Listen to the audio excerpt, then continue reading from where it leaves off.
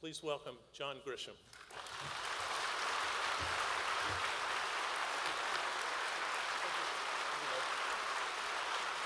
Thank you.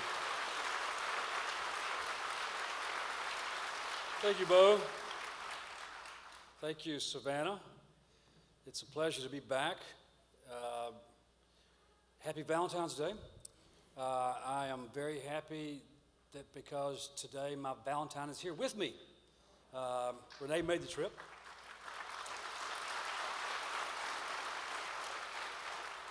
If you add the 2 years we dated, plus the 39 years we've been married, this is our 41st Valentine's. And things are going well. We're new grandparents. We have 2 grandkids, so life is really good.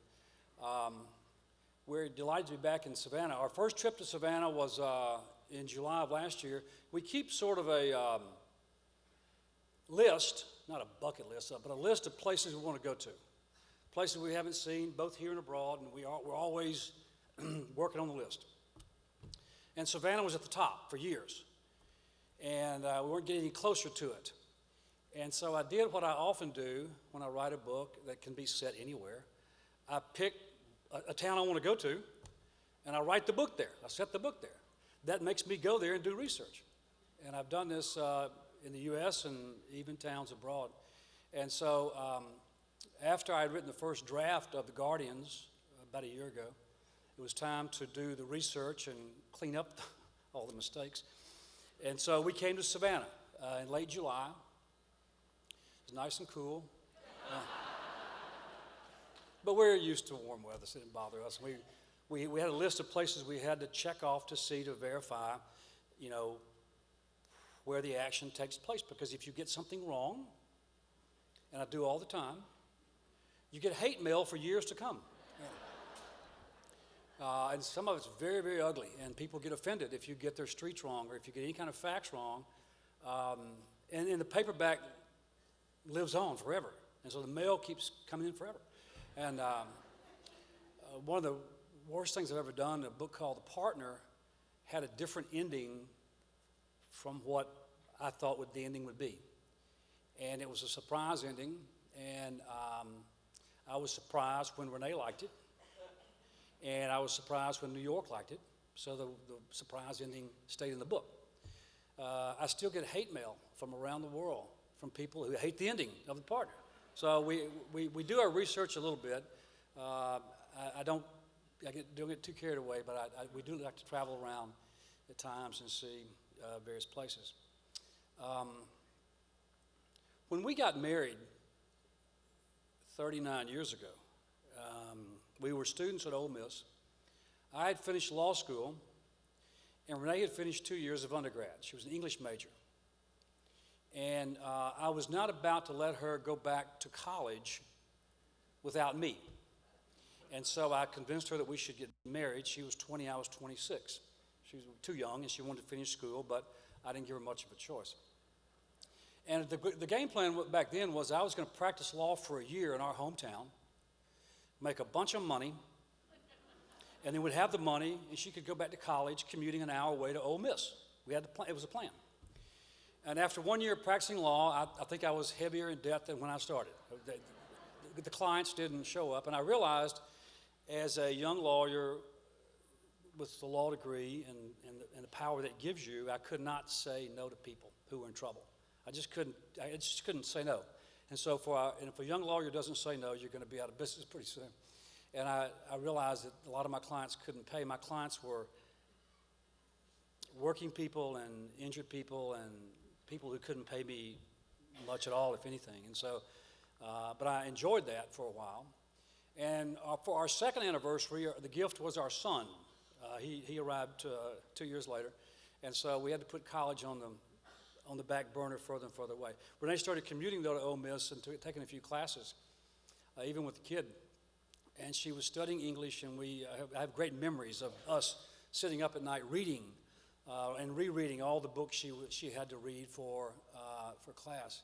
And we grew up with a lot of books. We grew up reading, and we enjoyed those times together. This was in the early 80s.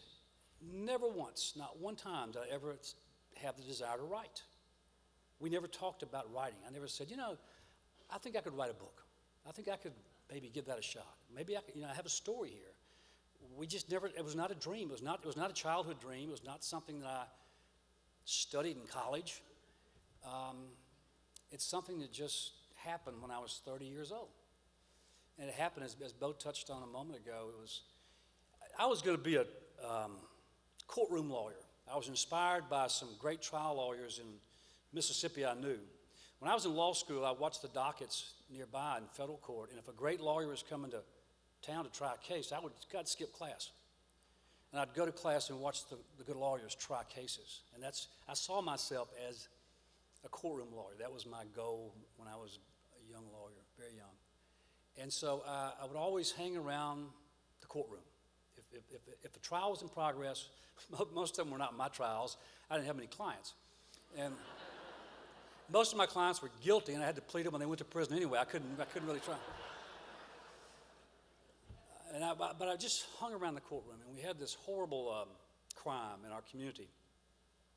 Summer of 1984, and a little girl was attacked, and it was terrible. And I didn't know the family. I knew of her dad. Nice folks, but not the kind of people you want to start trouble with. And for a couple of days, they caught the rapist. He was a really bad guy. They caught him immediately, and the gossip, the whole town just sort of seethed with this gossip that there may be some revenge, some retribution. The crime was beyond description, so I'm not even going to try.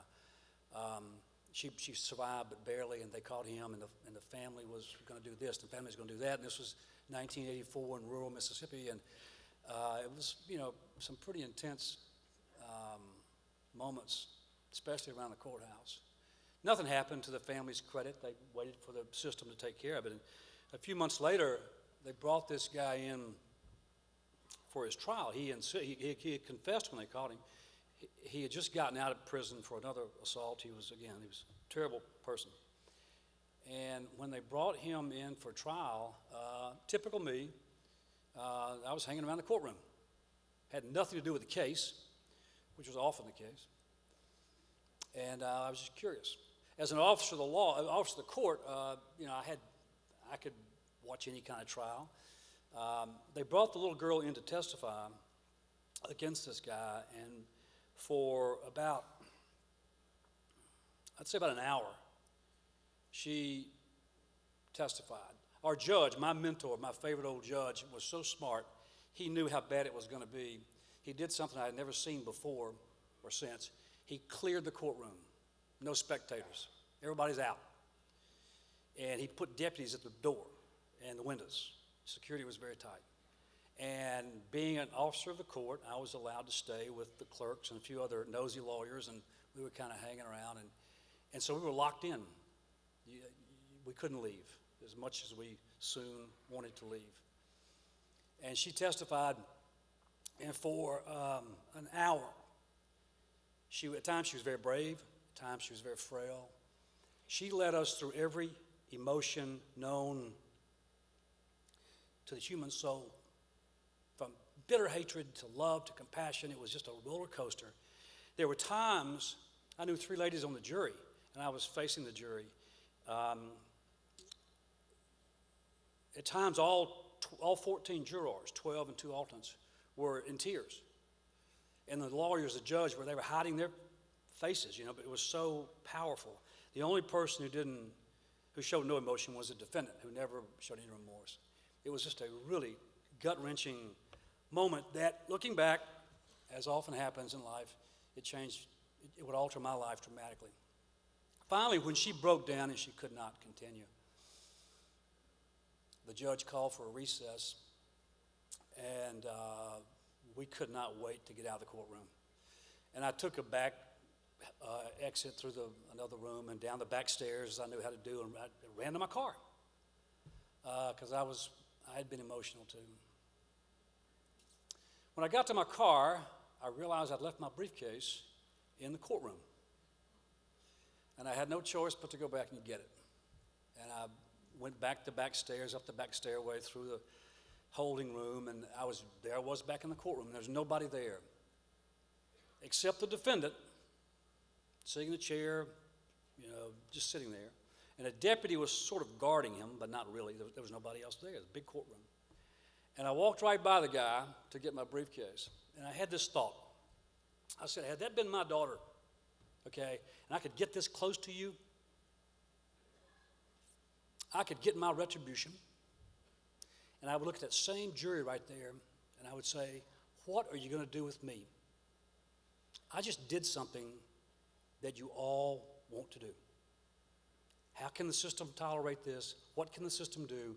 What will you, the 12 jurors, do to me? And I got out of there and came home, and I didn't tell Renee about it for a while. It was a very dramatic, powerful. I became obsessed with this idea of a father's retribution and a trial in a small southern town like mine, as seen through the eyes of an idealistic young lawyer. And I became obsessed with this story. And finally, I said, this is not going to go away. I've never written anything before except legal briefs. Talk about fiction. And late one night, late in 1984, Renee had put our son down for bed. She was in the bed asleep. It was late at night. I took a legal pad from my briefcase. At the very top, I put chapter 1. That's what you're supposed to put when you start a book, chapter 1. I wrote the first paragraph in real neat block letters, as neat as I could be, because I thought maybe someday somebody might want to read this. And that went on for a few days and a few weeks. And finally, after I had chapter 1 finished, I mustered the courage to approach Renee, and I said, hey, I got something I want you to read. She said, okay, what is it? And I said, it's chapter 1 of a novel. And she was very patient. I was so nervous, I left the house and walked around the block a few times while she was reading chapter 1 of what became A Time to Kill. And when I got back home, finally, she was in the kitchen, and I said, so what do you think? She said, about what?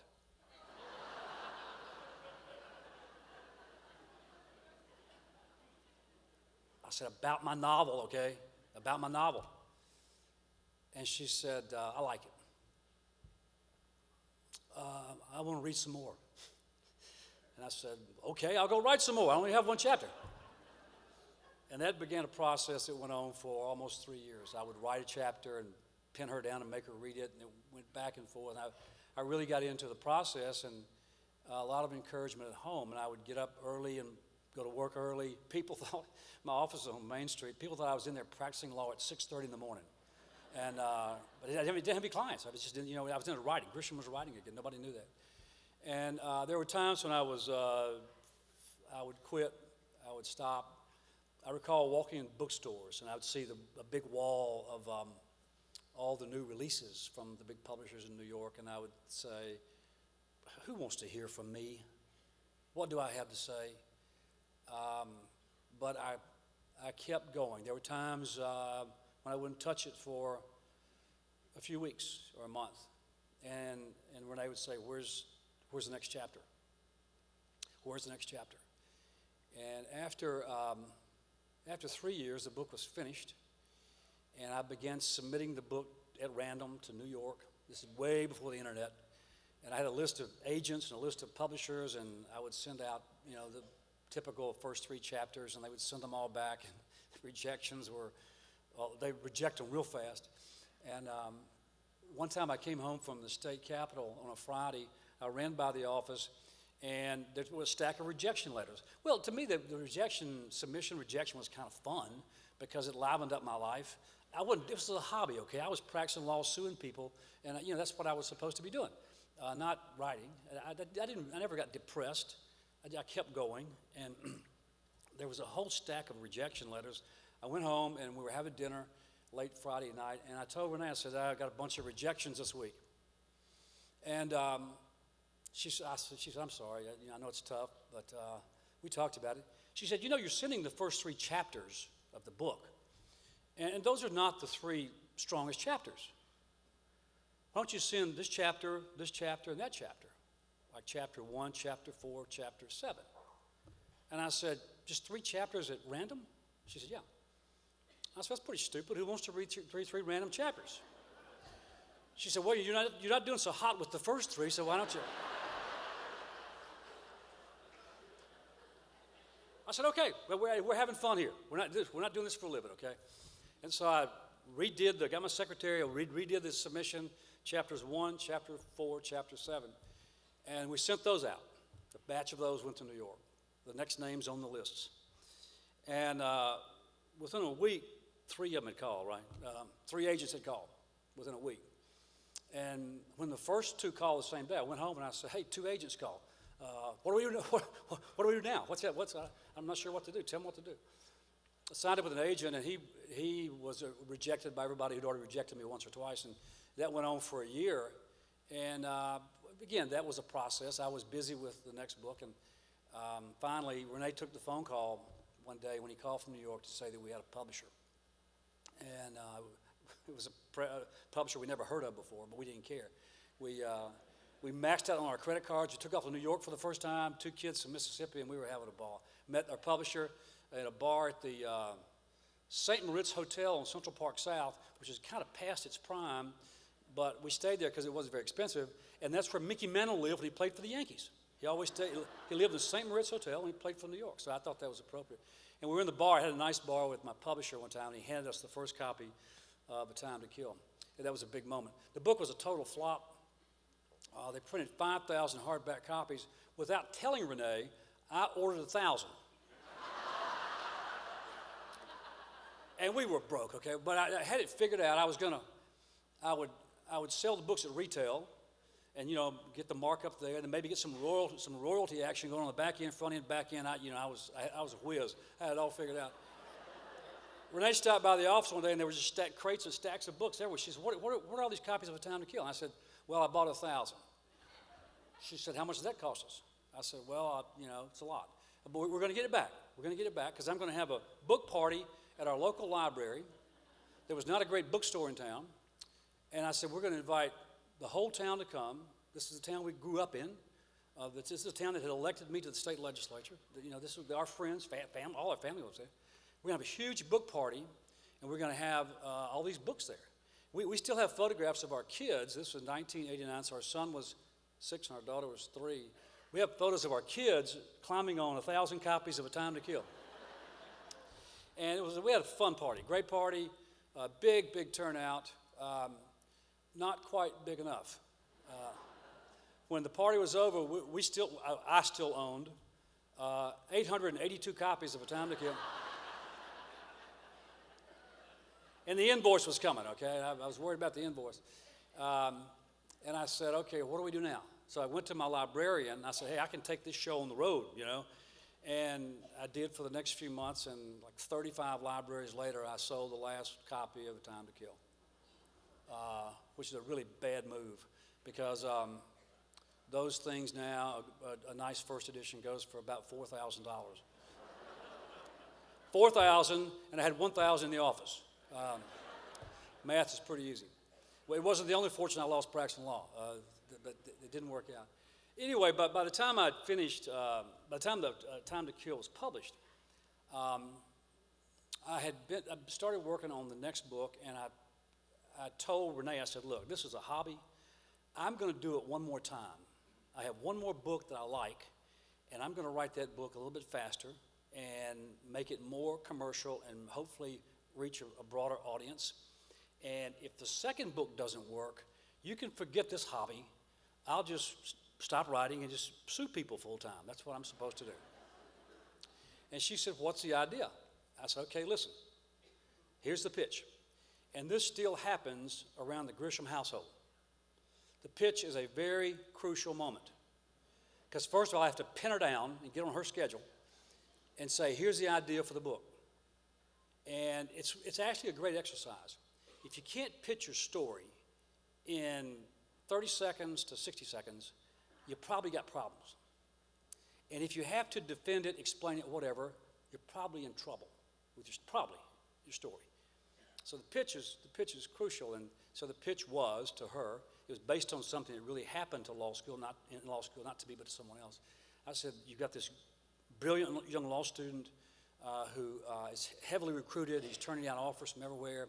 He goes to work for an unknown, very wealthy firm in an outpost like Memphis, Tennessee. And he doesn't know it, but the law firm is secretly owned by the mafia, and once you join the firm, you never leave. And I kept talking, and she said, stop. She said, do that again. And so I pitched it again, and Renee said, that's a big book. That's a big book. If you can get that thing written, forget about Time to Kill. And so I worked on it diligently for 2 years. She was reading it as I wrote it, and she was always a big fan, a big believer in the firm, and that kept me going. And we sent the book to New York in the fall of 1989, not long after A Time to Kill had come out. There was no demand for the firm. Some publishers saw it, and they, we didn't have an offer. I was kind of waiting. I was eager. I was, really waiting on the phone call from New York, and it never came until later. And sometime around Christmas of 1989, this used to happen in publishing, again, long before the internet. A bootleg copy of the manuscript, all 600 pages, surfaced in Hollywood. Studios used to pay scouts in publishing to, get manuscripts or whatever, steal them or pay for them from the copy room. Somebody got the book in Hollywood and made 20 copies of it and sent the copy to all the big studios and production companies and said, hey, this is a hot book. We hadn't sold the book, but we weren't sure if it was going to sell. And he got nervous when they started making offers. And the offers got higher and higher, and they dropped out. We knew nothing about it. My agent in New York knew nothing. And Renee always gets the good phone calls. This happened the first Sunday in 1990. I'd already gone to church. We lived about 2 blocks from the church. We had 2 kids. It would take 3 trips to get all of us to church at the same time. So I'd already gotten mad and gone to church. And she came to church, and she was rattled. She said, go call New York. And I said, what's going on? She said, it's something about a movie deal for the firm. I said, we don't have a book deal. She said, shut up and go call New York. So I skipped church and skipped Sunday school. And went home, and I called my agent in New York, and I said, well, hey, what's going on? He said, look, things are hot. At the last moment, somebody said, hey, we should check in with the author. And so my agent got involved. They had a big cuss fight. Everybody threatened to sue. And then they said, okay, wait a minute. This is about to end well for everybody. Let's be friends. And so the agent called us, and my agent on the phone, tough old guy in New York, and he said, I need your permission, authority. I need your authority to take the highest offer for the film rights to the firm from Universal Pictures, Paramount Pictures, or Disney Touchstone. I said, oh, okay, what's happening? He said, we can't talk right now. He said, the studios are sitting by their phone waiting for the final round of bidding. Well, the word bidding had a real nice ring to it, and I said, okay, Jay, sure. Yes, that's hard to believe. I can't think right now. I said, and he went on, and I said, just for fun, what kind of money are we talking about? He said, I'm asking for $500,000. I hope to get $400,000. And I said, you want my authority to go do that? He said, I have to have your authority. I said, okay, you have my authority. And I went back to church, and we sat through we had this long-winded preacher we couldn't stand.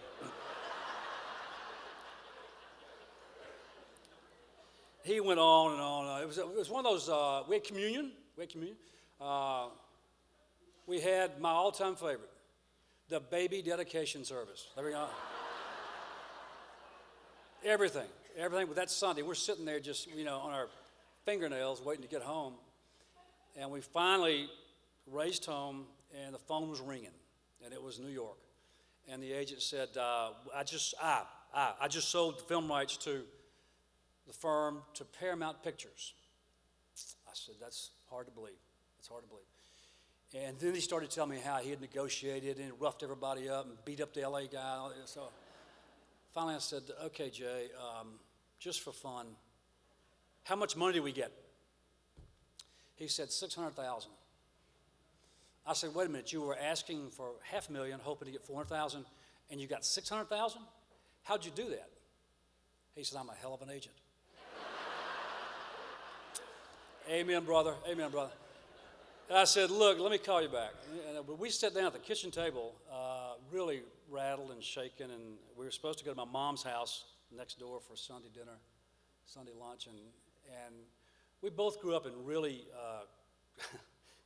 tight-knit, close-knit Southern Baptist families where there are a lot of rules. And one rule, you never discuss money outside the family. I mean, that was a cardinal sin. There was no money inside the family, but money was never discussed. And if you made some money, you didn't talk about it. You didn't show it. You didn't, it was that conservative. And so we said, okay, look, this is obviously going to be a big game changer for us.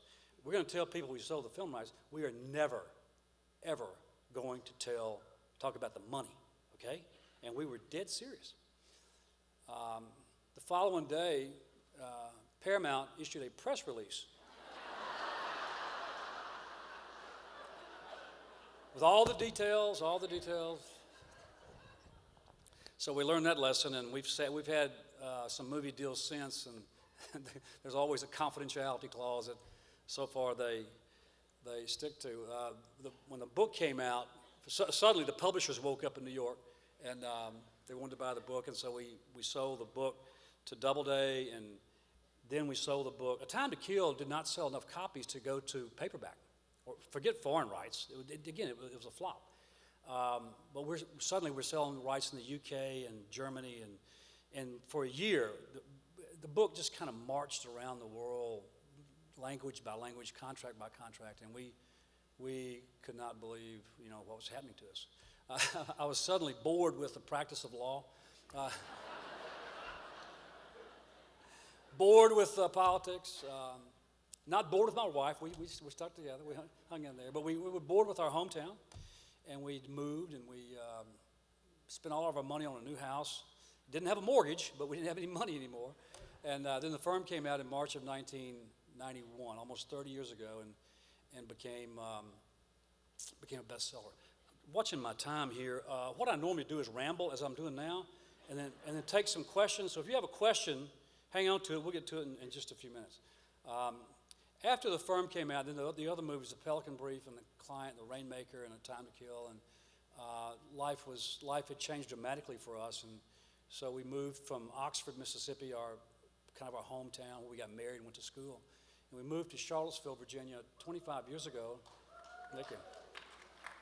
And we did that because we didn't know a soul there, and we were looking for some privacy, and we bought an old house, really secluded, and we're still there. We love it, and our son went to UVA, our daughter went to UNC, and that's kind of our neck of the woods now. But we had to get away, and over the years, we have continued to discuss each book before I write it. Again, I have to pitch it. She has to sign off on it. She loves to say no. We fight. When our kids were small, they loved when we get into an argument about a book. We don't fight much, but when your parents don't fight much and you hear them yelling, kids are going to come check it out. They love it, okay? They're going to see their parents fight. And our kids would come running down the stairs, and they realize, it's just a book fight. It's not a real fight. They're not fighting over anything but a book fight. One time I wrote 100 pages of the most brilliant book I'd ever thought of. Legal thriller. I was losing sleep. The book was so good. And she read the first 100 pages, and she said, this really sucks. I said, okay, I'll show you. So I sent the book to New York, to my editor, and he said, we are not going to sell this book to anybody. So I can't fight both of them. So she has vetoed a number of books. She will not let me. She will not let me be in the house when she's reading a chapter. Or as we get toward the end, she starts reading, chunks of 100 pages, and she reads with a red pen. Far too many little pissy comments in the margin.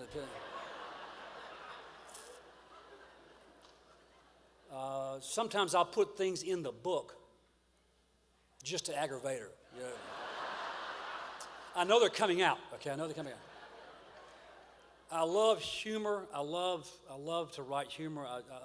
We all think we're humorous, but I love, in a really tense situation, a courtroom or a boardroom or some plot scene, whatever, to throw in something the reader is not expecting that is often hilarious. It's not going to stay in, and that really irritates Renee because it makes her laugh, and she refuses to laugh. I wrote a book. I wrote a book called Skipping Christmas one time that was just an anti-Christmas novel because each year I'd love to skip Christmas, but with her, we're not skipping Christmas. That's where the motivation came from for the book. And I thought, I'm going to write a novel, and I'm going to throw in all the humor. It's a comic novel. I'm going to throw in all the humor I possibly can. And she can't take it out because it's a funny book. And I'd written the book. She didn't know about it. It took 6 weeks. And I was leaving town, and I gave her the manuscript, and she said, "What is this? This is not the time of the year when I'm supposed to be playing editor, okay? I'm supposed to be off." I said, "Yeah, but you got to read this." And when I got back home, I called from the airport, and she said, "I have one chapter to go, and I'm laughing so hard I can't read." That was the sweetest thing she's ever said to me. Years ago, we got into this argument about sex in novels, and she's always said, men cannot write sex, okay? Only women can write good sex scenes. And so I said, I'm not going to try. I'm not going to embarrass myself. And so we were doing an interview with somebody, and the lack of sex in my novels was mentioned by the interviewer. And Renee piped. She couldn't wait to pipe in. She said, "Well, he doesn't write about sex because he knows so little about it."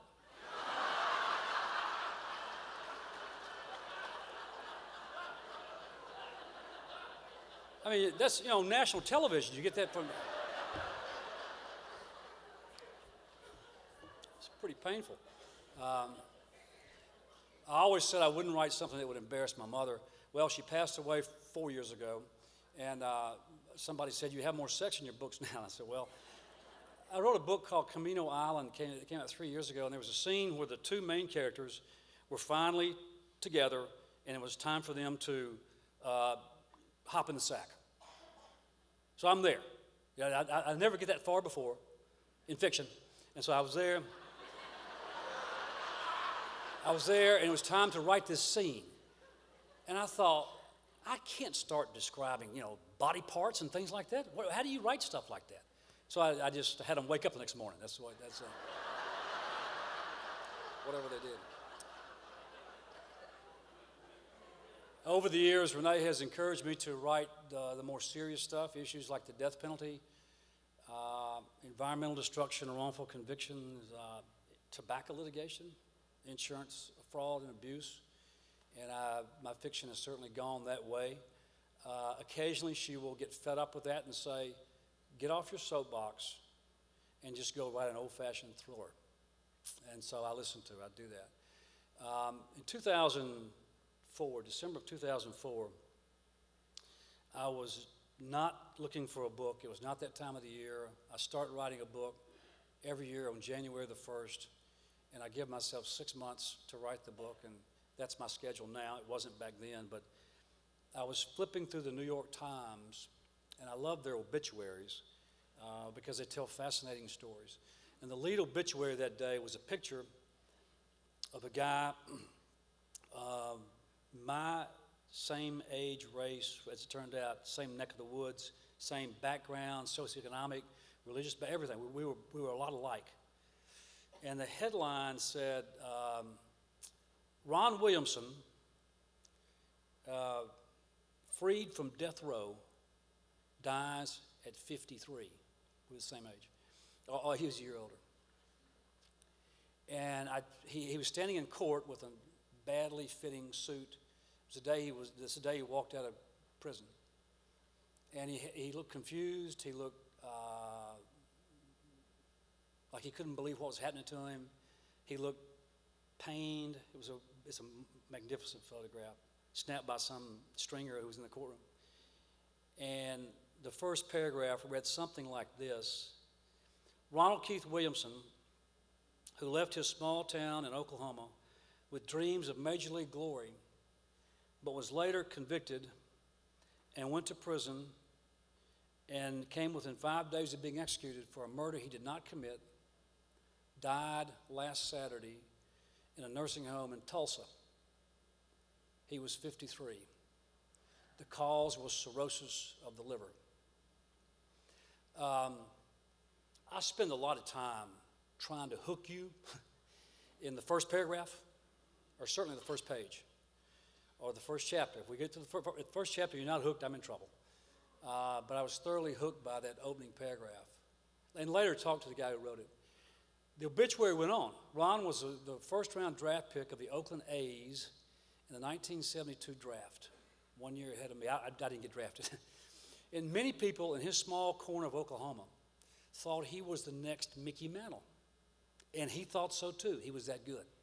He went off to the minor leagues, blew his money, lost his bonus in a poker game, and picked up bad habits and started showing signs of mental illness very young, crashed and burned out.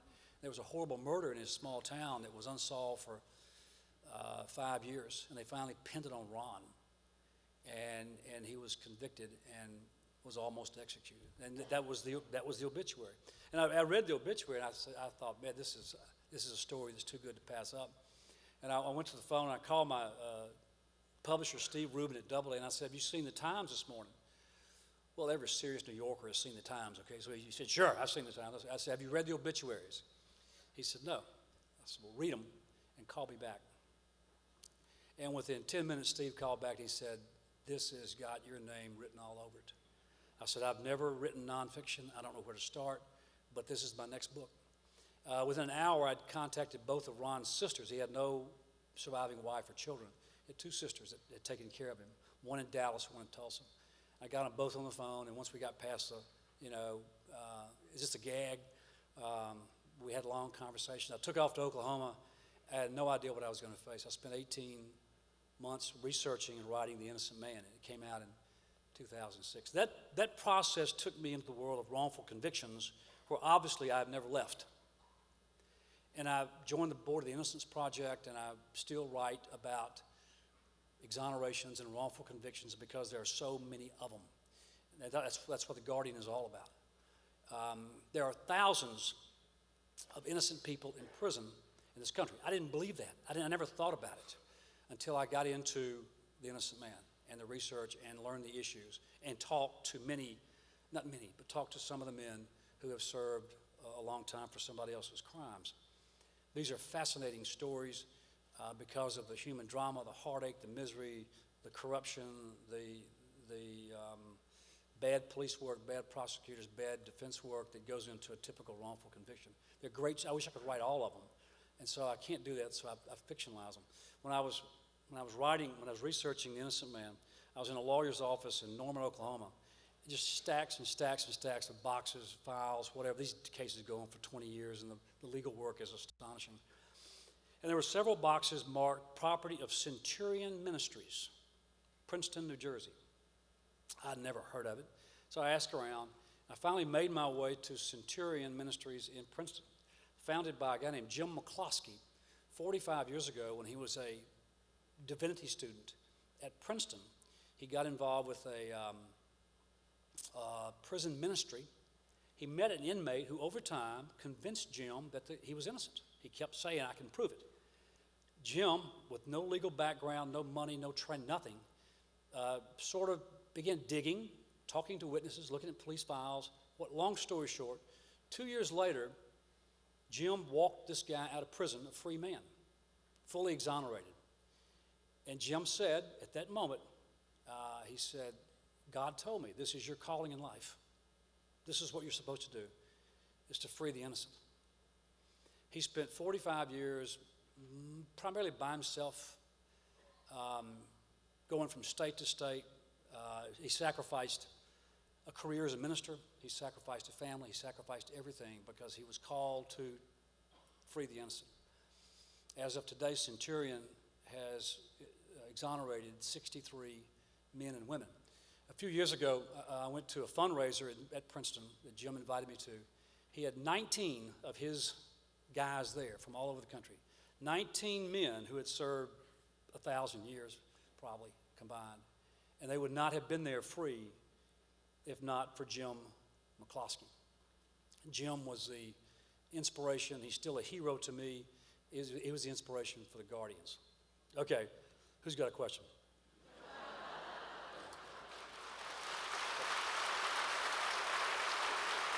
Thank you.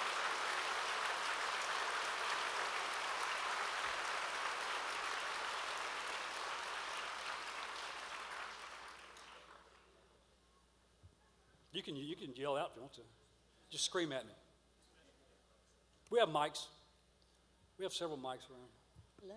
Yes, ma'am. Finding an agent seems to be a problem for most new authors, and you seem to have a wonderful relationship with yours. How did you find him? What were the criteria you used for selecting him? Selecting my agent or my editor? The agent. The agent. The first agent selected me because it was a random submission. I had a list of 20 agents and a list of 20 publishers. We were just going down the list. The agents were people I'd read about, heard about. I knew they had other clients. I'd done a lot of research, casual research into publishing and how to submit and all this stuff they tell you how to. I bought a book one time, How to Become a Best-Selling Author, written by a guy who hadn't sold anything. But I mean, I was buying all that stuff and consuming all that, all this knowledge. And so some of the agents I'd heard of, and I'm not vindictive, but I kept all the letters. Most writers do, by the way. And he turned out to be a great asset. We had nothing in common. He was a much older guy in New York, had been through the wars and knew a lot, and he was magnificent. He died suddenly in 1995 of a heart attack, and at that time, I also got lucky. My first editor, the guy who bought the firm in 1990, is one of my closest friends, and we've been together for 30 years. And in 1995, when my first agent died, I went to my editor, and I said, I don't know anybody else in publishing, really. I don't trust anybody else. I want you to become my agent. And he wisely said yes. So it's like the team at Doubleday, most of them have been there for 25 years. They're friends of mine. I know them very well.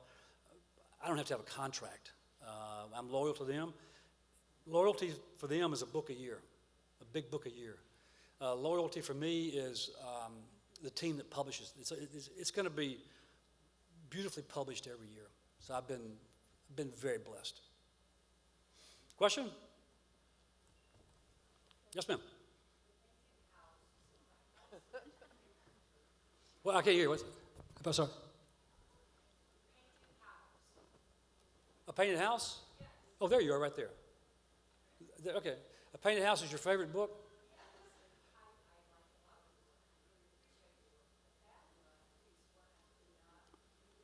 Okay. That was your favorite of all of them. She said they're all brilliant, okay? But that, if I can paraphrase, she said that, I love that book. I have to love all of them to finish them. But looking back, and it's impossible for me to rank them and critique them or judge them or whatever. Some are better than others, but you have to love it to get through it, and you have to love it to start it. The idea has to be there after it could be a long time. A Painted House is a childhood memoir. The first 7 years of my life, I was that kid on that cotton farm in Arkansas. That house was my grandparents' home. The grandparents are very similar to the people I described. Many of the events were the harvest, the picking cotton, which I did as a child, and chopping cotton all summer, and then the migrant workers came in. It's all very factual. It's from memory. I wanted to write the book, and it's about 20 years ago, while my parents were still alive, and they could help me with the details. Like who had the first telephone in Black Elk, Arkansas, and how many televisions were there? Who saw the first baseball game on TV in rural Arkansas? What year was it? My mother went into great length, or she tried to describe to me how you can vegetables and fruit for the wintertime. They had to grow all their own food. So it was an experience I had with my folks that I really enjoy. I'm glad you enjoyed the book. It's one of my favorites. One of my favorites. And there's no lawyers in it. Not a single lawyer. All right, where are we? Who's got a mic? Sir. Here you go. Hello. I've read all your books, and my favorite was The Testament. But what inspired you to write the Theodore Boone series? Because that was an excellent series as well. Well, thank you. It's very simple. About 10 years ago, my daughter had finished college, and she got a master's in education from UNC, and she was teaching her first assignment at a really wonderful school in Raleigh. And she had fifth graders, right? She had 25 fifth graders in her class.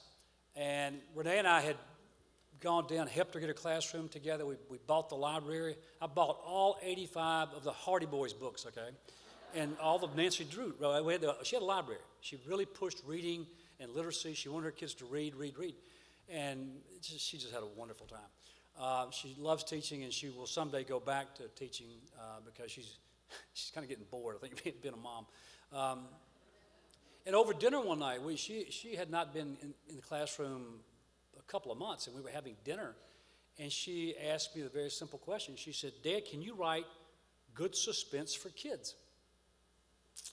And I had never thought about that. She said they have a lot of books. They have historical fiction, they have fantasy, they have all sports, nonfiction, but she said, I can't find any really good suspense for kids. And we just started talking about it. And it became kind of a family project. And so I came up with this kid, Theodore Boone, who's 13 years old, only child. Both of his parents are lawyers. And all they talk about is the law. And so Theo thinks he's a lawyer. And he gives free legal advice to all of his friends and stays in trouble all the time because of that. And it's a pretty good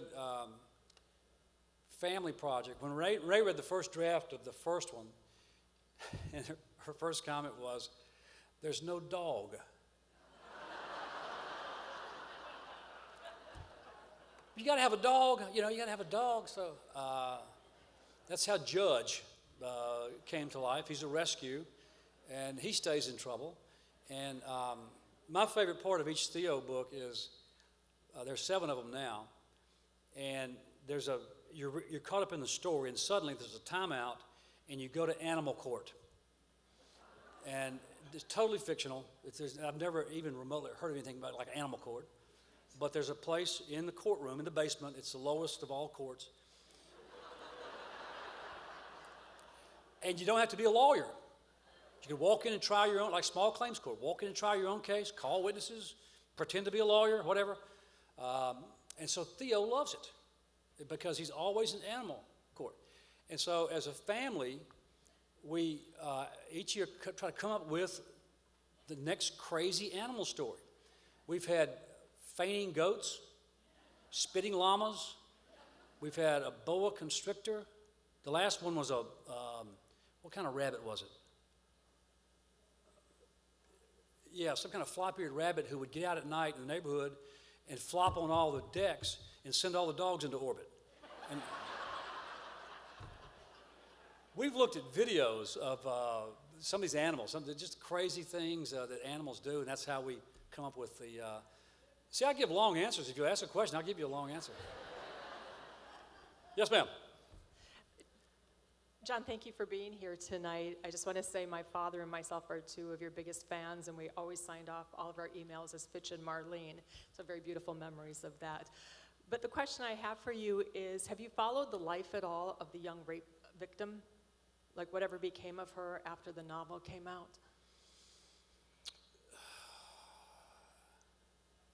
A little, enough to know that I don't want to know. There was, a few years ago, 2000, 2014 was the 25th anniversary of the book or something like that. And a reporter found her because of me, not because of my book. I never gave any information about her. And I made a mistake, and I said her lawyer was a friend of mine. I was in law school with him. And the reporter was a guy I knew, did not get very aggressive, and I asked him, I said, please give her all the privacy you can give her. I feel bad that if she would get some attention because of this story. And so we left it at that. So, I don't know how she's doing. I hope and pray she's doing great. But I don't know. Next. Yes, sir. How do you reconcile your novel as you published it and the way the screenwriters in Hollywood present it on the screen?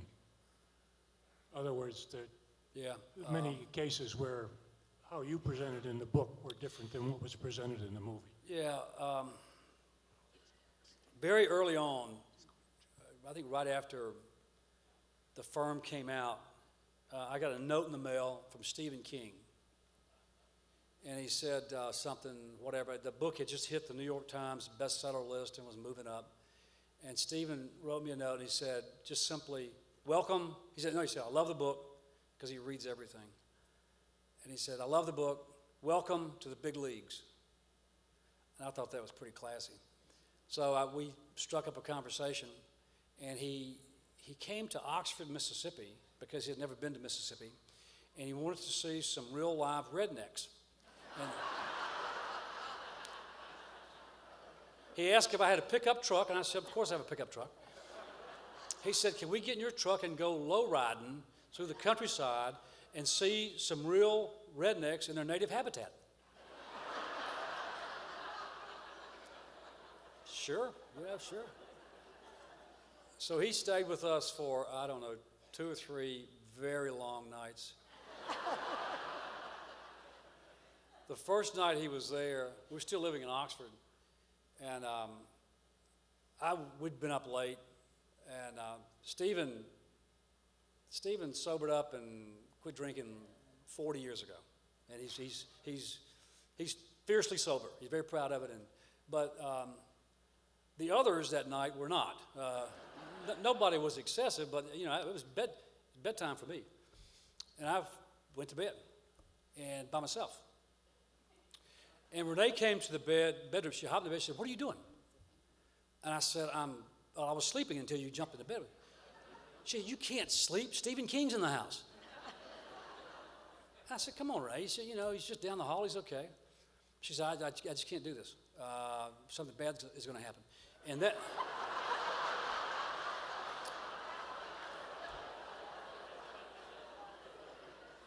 And we were just, lying there awake, and suddenly these 2 cats came out of nowhere. There's a cat fight on the front porch. We didn't have cats, okay? And they were just screaming and screeching, and that woke us up, and we were almost asleep, and the wind kicked up, and there was something scratching the window. And I said, "It's just a tree." She said, "Look, this is a new house. We don't have any trees, okay?" Oh, and the alarm system kept beeping. A yellow light went off in the alarm monitor. We'd never seen a yellow light. It was all red and green, but no yellows, okay? And it beeped all night. And the whole night was like that because of Stephen King. Anyway, and he slept like a kid, bother him. To answer your question, we were talking about movies. Stephen's had every experience in the world, from winning an Oscar with Kathy Bates for Misery, to actually filing a lawsuit one time to try to stop one of his books from being the film from opening. It was so bad. So he's done everything. He gets way too involved in them. I've told him that. But he also told me this. This is 30 years ago. He said, when it comes to Hollywood, there are 2 groups of writers. Those who do not sell to Hollywood. For whatever reason, just not going to do it. That's a very small group. The other group consists of those of us who do. And if you're going to be in the second group, a couple of simple rules. Get all your money up front, kiss it goodbye, and expect it to be something different. If you don't like that, go join the first group. And it's been great advice. It's been great advice it's somebody else's interpretation, whether a screenwriter or even certainly the director and producer, but even the actors oftentimes will change dialogue, between takes or whatever, so you really have no control over it. One more? Up here. One more. I'm sorry, we're past due. Yes, ma'am.